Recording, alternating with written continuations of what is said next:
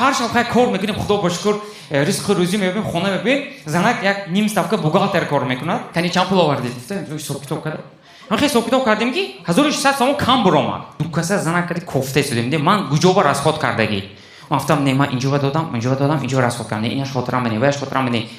ها ای سامبا اومد زنک شد دیگر نکو من گولیه به سومکه خریدگی گفتم من خیلی تشنه شد ای خدا گفتم من چی گفتم آزی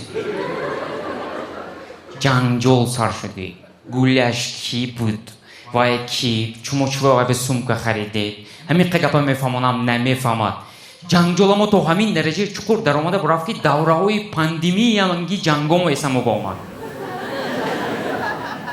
صرف رو اومده بینم پول باردچوکی ماشین میستاده است پول یافته خورسان شدم لیکن با همین وقت با همین خورساندیم دور دوام نکرد گفتم این پول من یافتم من گوله و آبجو расход کرده باشم